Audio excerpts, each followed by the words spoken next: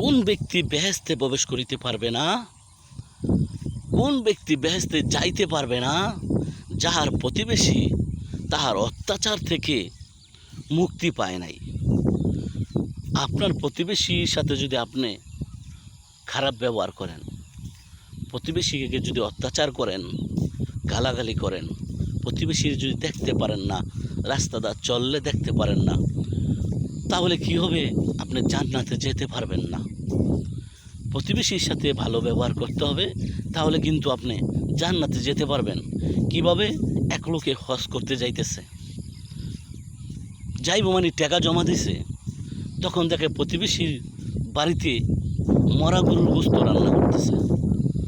তখন সে গেছে, গিয়া বলতেছে, হে বোন, তুমি কী রান্না করতেছ? কয়, আমার ঘরে 2 দিন 3 দিন ধরে খাবার নাই, আমি গরু একটা মরছিল, ওই মরা গরুর থেকে গোস্ত আইন আমি রান্না করে খাবো, সেই জন্য মরা গরু রান্না করতেছি।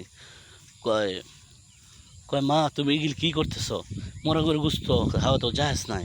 কয়, আমরা গরিব মানুষ, আমাদের জন্য জায়েজ। কয়, না, এটা খাওয়ার দরকার নাই, আমি তোমাদেরকে টাকা পয়সা দিতেছি, তোমরা ভালো গোস্ত কিনে না খাও। প্রতিবেশীর এসে হজের যেই টাকা পয়সা ছিল, ওই টাকা পয়সা তাদেরকে দিয়ে দিছে, তাদেরকে বাড়ি গাড়ি করে দিছে, তাদেরকে খাট পালন দিয়ে দিছে, তাদের সুখ শান্তি যতটুকু লাগছে দিয়ে দিছে। তার হজ করা যাওয়ার মতো আর টাকা নাই। তখন আল্লাহ তাআলার কাছে এটা খুবই পছন্দ হয়েছে।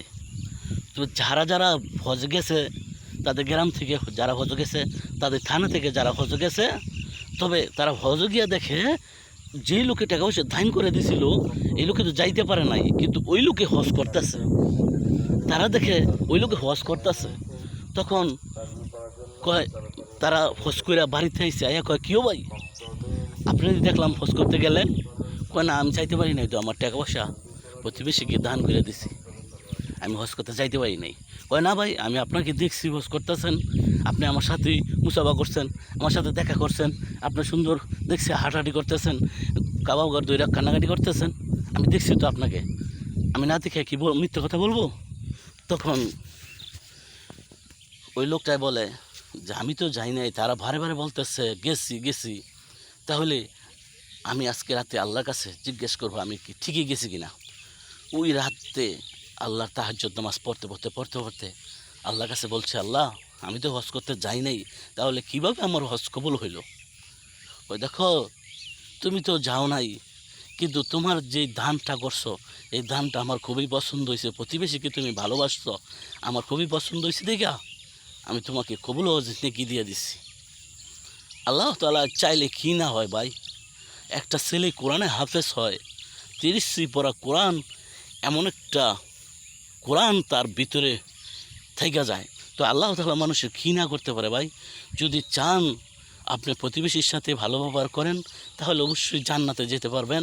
আর যদি প্রতিবেশীর সাথে খারাপ ব্যবহার করেন, তাহলে ঠিকই জাহান্নামে নিক্ষেপ হয়ে যাবেন।